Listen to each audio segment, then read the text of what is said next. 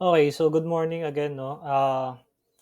Our topic for today is about the questions from the VTS. So alam naman natin na VTS is the Vessel Traffic Services. So this is for our week 5 of our maritime communication. Coastal Station has located your vessel on radar. So and now wishes you to answer all of the questions. So from the BTS, ito yung mga tanong na ibabato sa inyong vessel. For example, vessel name and call sign. So for Alpha, what is the vessel name or your vessel or name of the vessel and call sign? So that is code Alpha. For code Bravo, vessel course and speed. So what is the present course and speed? Then Charlie, what is your destination? Delta, what is your last port of discharge? Pwede ding last port of loading. No, depende kung yung vessel nyo ba ay magdi-discharge or maglo-loading. Kaya tayo tinatanong ng VTS kasi once we got into the boundary of certain country or certain continent, sila yung mag-a-allow sa atin para makapasok doon sa area na yon. So, kaya lahat ng information na ibibigay nyo sa kanila is dapat reliable. No, kasi doon sila magbe-base kung papayagan ba tayo makapasok or yung vessel nyo makapasok doon sa position na yon, no? So next, what is your next port of call? Pwedeng next port of call, saan ba yung next nyong destination, saan ba yung loading operation nyo. Then next, are you underway? Ibig sabihin, tumatakbo ba yung barko nyo? No? Then next, what is your vessel type? For the code Gulf, no? Pag sinabing, what is your vessel type? Pwede niyong sabihin, I am carrying dangerous goods. I am a LPG tanker, no? So, para alam ng, kasi usually yung mga VTS, tinatawagan tayo, especially kapag tayo ay mag-dock, tayo ay uh, a-anchorage, bibigyan tayo ng position in which kung saan tayo ilalagay. No, kaya tinatanong din kung anong klaseng vessel yung kung anong type ng vessel meron tayo para alam nila kung saan tayo pwede i-position doon sa anchorage area. No, so for example, do you carry any dangerous goods? So if you are a tanker vessel, so pwede niyo sabihin yes. Then next, do you have any defects, no? Pag sabing defects, baka mamaya kasi kaya kayo at anchor or mag-a-anchorage yung vessel nyo is kailangan nyo ng repair. So, pwedeng magkaroon ng code alpha, yun sasabi namin, meron tayong I have a diver down. Ibig sabihin, kailangan nyo ng underwater clearance. So baka mamaya bigyan kayo ng position tapos yung clearance dun sa ilalim para magkaroon ng underwater, hindi possible sa pag-a-anchorage nyo. So kaya tinatanong din kung ano yung defects nyo para malaman nila ano yung reason bakit kayo pupunta doon or kung bakit kayo mag-a-anchorage, ano yung purpose nyo. Then next, what radar range she uses. So what range scale are you using? So para aware din sila if what type of radar you are using. Especially entering the kasi kapag ganyan, kailangan malaman din nila yung distance na pwedeng itabi sa inyo na vessel. No, kaya dapat i-inform nyo rin sila kung anong klaseng scale of radar yung ginagamit nyo on board. So next, your answer to your vessel is, for example, the name of my vessel is Seaborn and my call sign is Decal, no? Delta Kilo Echo Lima. The next, course and speed. So 125 through my speed 1-2 knots. No, pag sinabi niyo 12 knots, hindi pwedeng 12. Sabihin niyo 1-2 knots. Or for the degrees, it's 1 to 5 degrees through. Then port of destination, just say Rotterdam, or for the last port, Marseille. No, next port, Antwerp. Then for the proceeding or not, so syempre, kapag tinatanong kayo kung yung vessel nyo ay underway, yes, I am or I am, pwede nyo lang i-reply. Then next, cargo. So, pwede nyo sabihin na 3,500 metric tons of general cargo. No? Any dangerous goods, if you are carrying general cargo, syempre hindi naman siya dangerous goods. So, reply niya sa kanya is no dangerous goods, no? Negative. Then, any defects, so, ballast pump not working, no? Starboard side, ballast pump inoperative. So, ayun yung defects na i-declare nyo. And for the radar range, no, I am using 6 miles range scale. So, kaya tinatanong kanina, anong scale para aware sila kung anong miles pwede yung range ng ano nyo, no, ng radar.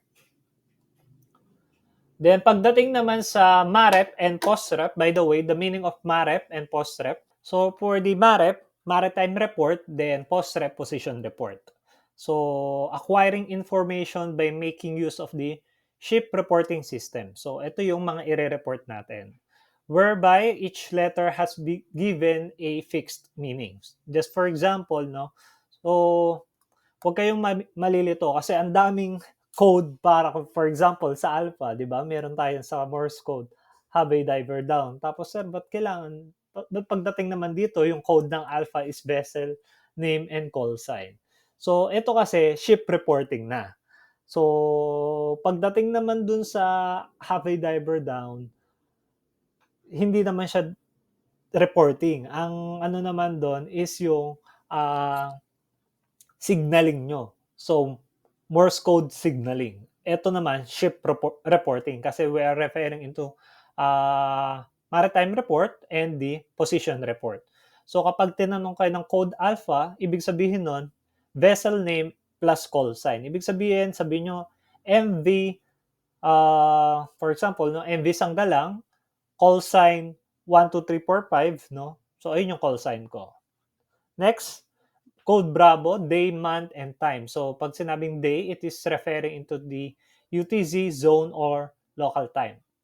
Then for Charlie, they're asking about the position in which it is a latitude and longitude.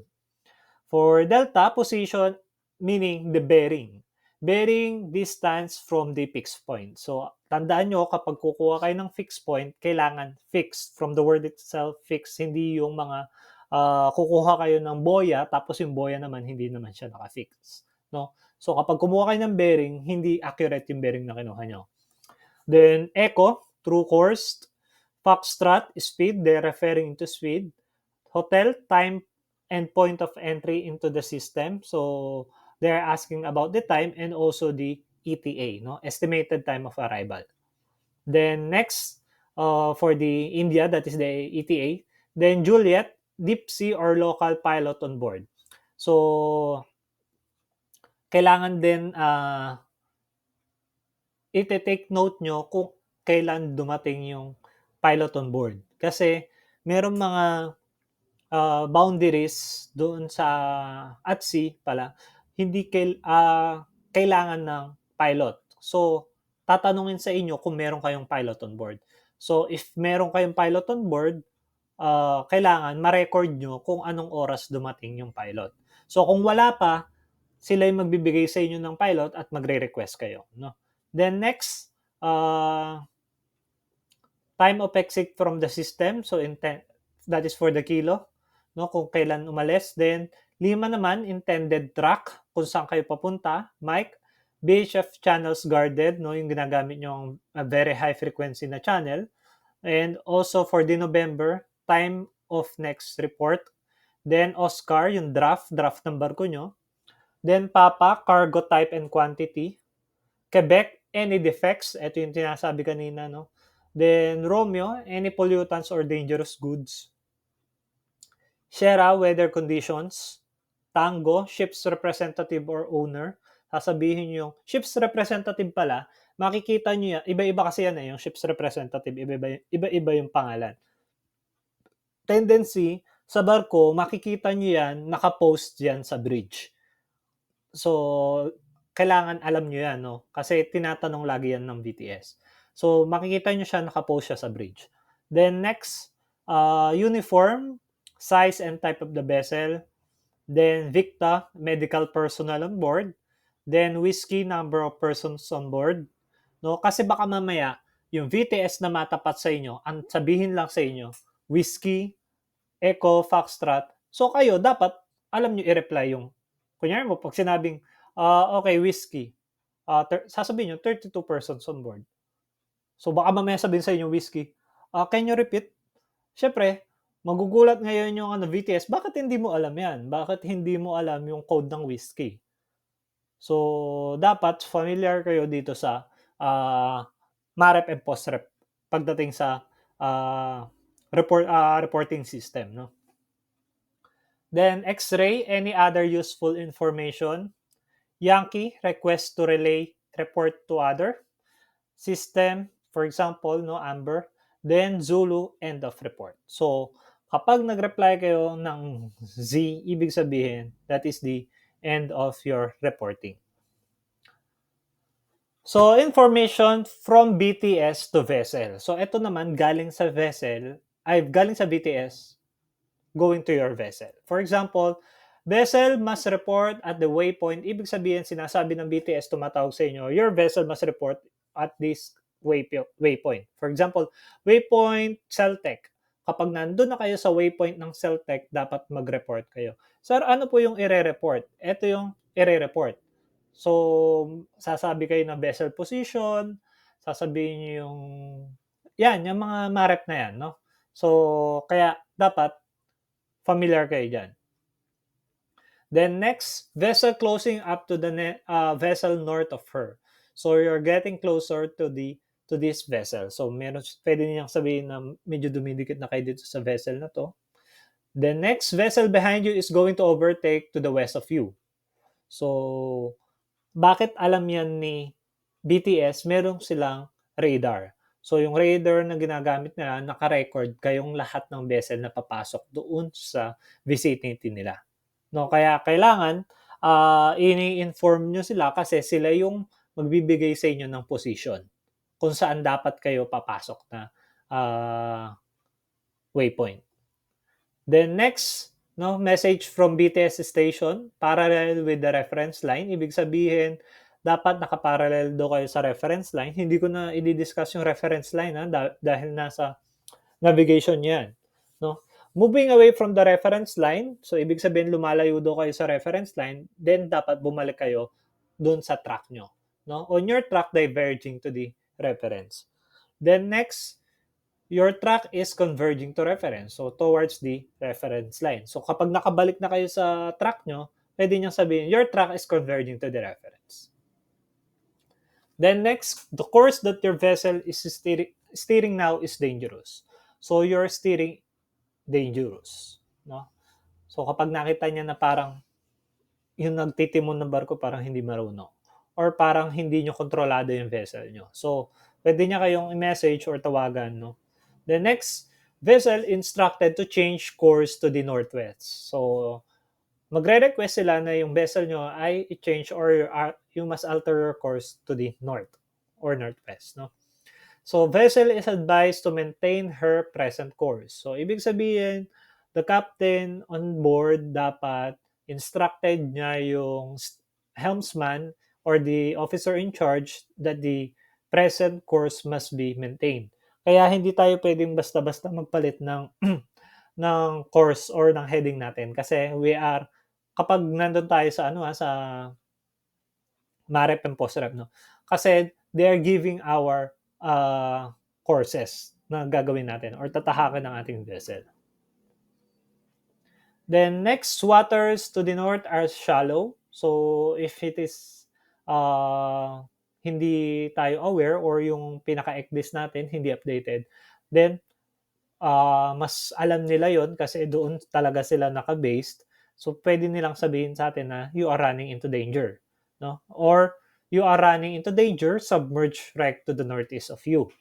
Or pwede ding you are approaching obscured area. So, they're also there to guide us kung saan man tayo pupunta doon sa vicinity na yon. Then next, pwede na nila sabihin, you're running into danger, risk of collision with the vessel to the west of you or to the west of your vessel. Then, pwede na rin nila sabihin na you are running into danger, fog bank at the north of you. So, magbibigay sila ng instruction, proceed to the emergency or proceed to emergency. So, ayun po yung pinaka-purpose ng VTS. No? Hindi lang magbibigay ng instruction sa atin kung anong gagawin natin, is they're giving also a guidance sa atin kapag tayo ay papasok doon sa vicinity na yon.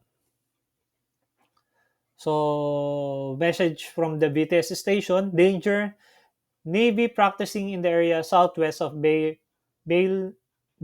Rock. So, you're running into danger. So, gunnery in progress in the area of southwest. So, baka mamaya merong military exercises na ginagawa. Alam nyo naman yan, kasama yan sa rules na kapag merong military exercises, we are the one who are going to adjust, no? Kasi yung mga military, then yung mga government, no? So, mas ahead sila pagdating sa, or sila mas may karapatan pagdating sa call reg na sinusunod natin, no? Then, for arrival naman, so message from the VTS station. So, arriving na tayo doon sa lugar na pupuntahan natin. So, ito yung message na marireceive natin pagdating sa VTS. So, vessel is allowed to enter to the traffic lane. So, ibig sabihin, pwede na yung vessel natin na pumasok sa traffic lane, which is, meron din kasi tayong yung TSS natin, no? 'Di ba? Sa Rule 10 natin. Or, pagpapasok tayo ng narrow channel, no? Sa Rule 9. Then, information na marireceive natin, traffic clearance granted. Ibig sabihin, pwede na tayong pumasok. You have the permission to enter the traffic lane at 1 to 5 hours UTC. So, 1 to 5 hours UTC, doon pa lang tayo pwedeng pumasok sa TSS, no? Or sa traffic scheme. So, hindi pwedeng maaga, hindi pwedeng malate. Yun yung oras na binigay sa atin. And again, it is arrival. Ibig sabihin, papasok pa lang tayo doon sa vicinity na yon. Then, next vessel, berth is not ready yet. So, kung hindi pa tayo binibigyan ng information na pumasok na, wag nyong gagawin. No? She must set course to waiting berth for at least 6 hours.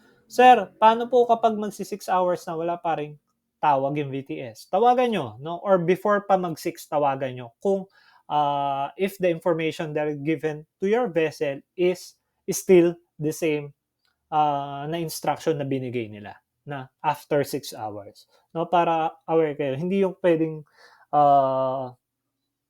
or pwede nyo sabihin, my vessel is proceeding now. No? Kung gusto nyo makasigurado talaga. So, your berth is not clear, you must proceed to the waiting berth. No? Then next, vessel is advised to drop her anchor in another position. So, ibig sabihin, if you are using starboard side, then use the different anchor, no, on the port side. So, hindi nyo pwedeng, ito yung gamitin natin kasi ito yung magandang anchor na gamitin.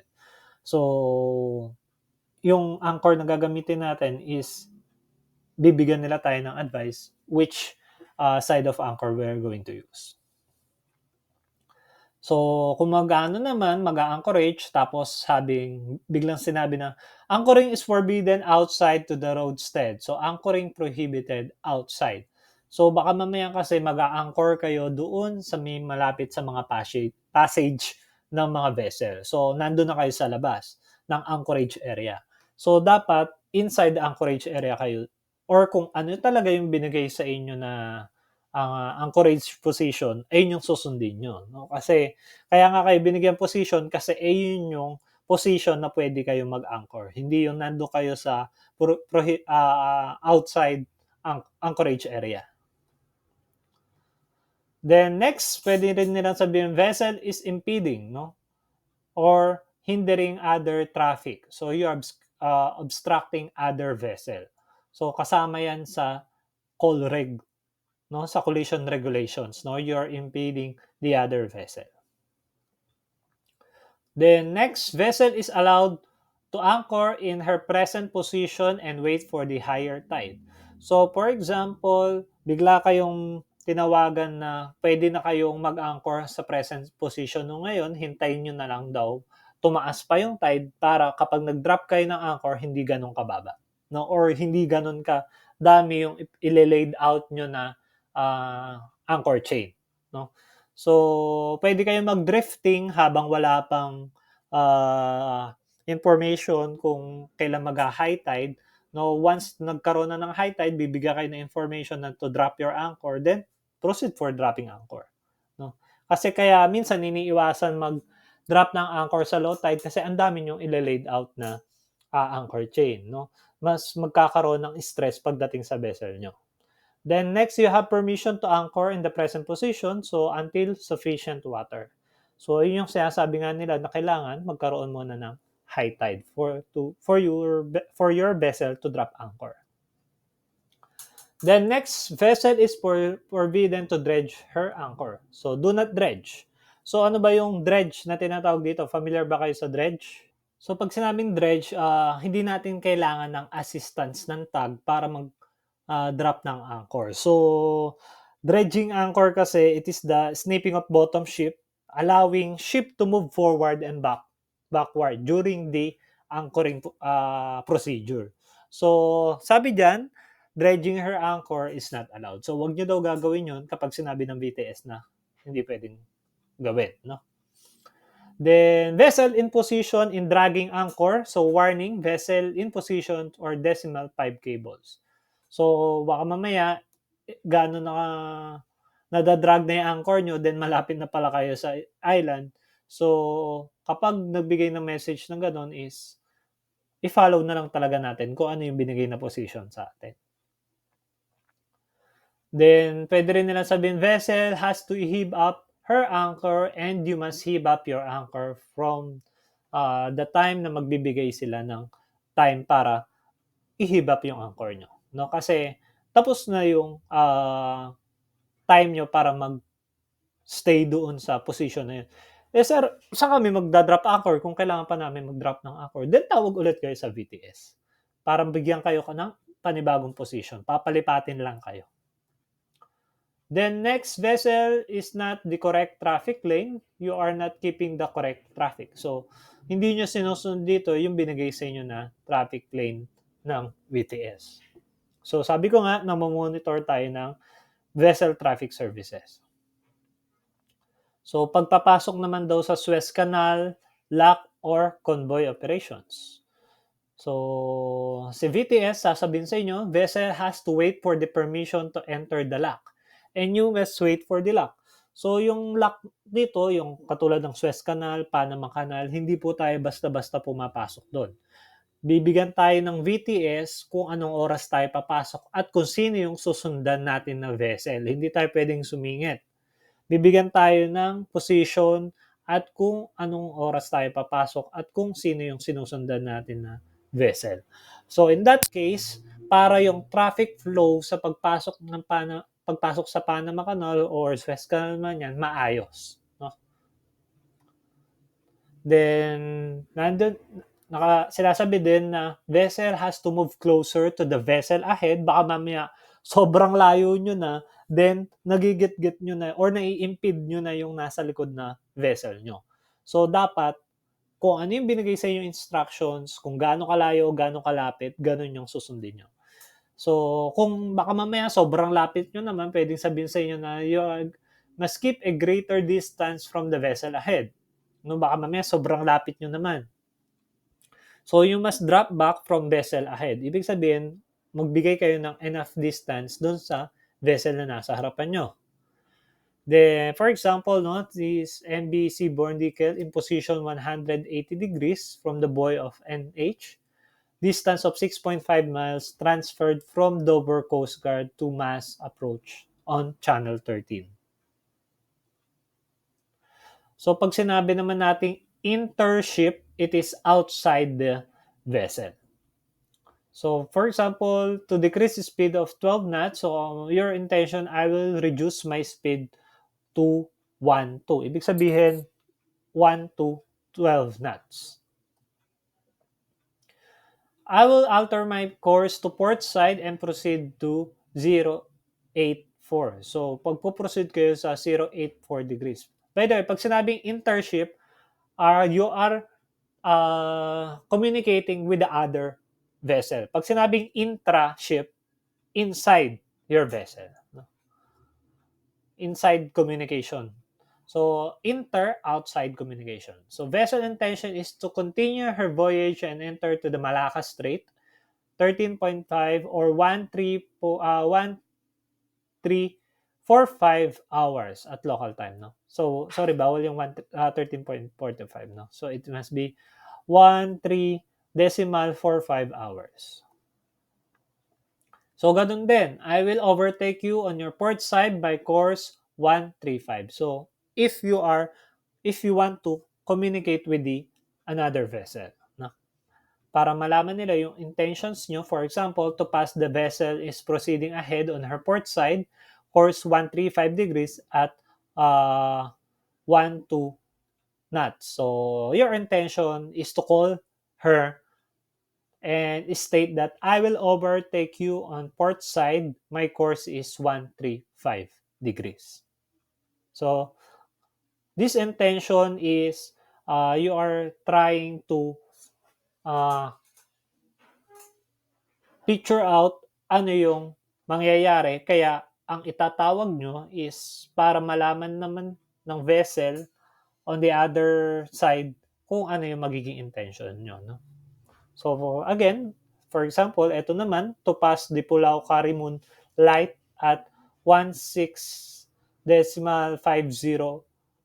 hours, no? So, your intention is, I will pass Pulau Karimun light at 1650 hours local time, no? So, vessel intention is to go for anchorage. So, I will proceed to anchorage. Yun yung sasabihin nyo. And pagdating naman sa warning, so for example, danger, vessel is steering is dangerous course. So she must change her course to the port side. So yung magiging instructions nyo are you are running into danger and you are steering dangerous course. The next inter-ship communication, so vessel warns other vessel. So danger shoals ahead. So if your lookout is not a ganun ka active to check all of the 360 degrees uh, proper lookout, no? So they are going to say you that you are running into danger or you are uh, running into danger if your vessel is the underwater wreck ahead. So, tapos na tayo sa intership. Again, yung intership communications with your vessel to another vessel. Pag sinabi naman intraship, it is your communication within your vessel, sa loob lang ng vessel nyo. So, intership communication, we are going to drop starboard side anchor. So, we will let go starboard anchor. So, for example, nag-uusap si captain nasa bridge, then yung kausap niya, si chief officer and si bosun na nasa forward na magdadrop ng anchor. So, for example, bosun, bosun chief, we're going to drop anchor at the starboard side. Then you're going to reply, okay, Captain, we're going to drop at anchor on the starboard side. Then sasabihin ni Captain, 6 shackle must be put in the water. Then sasabihin naman ni Chief Officer, put 6 shackles in the water. No?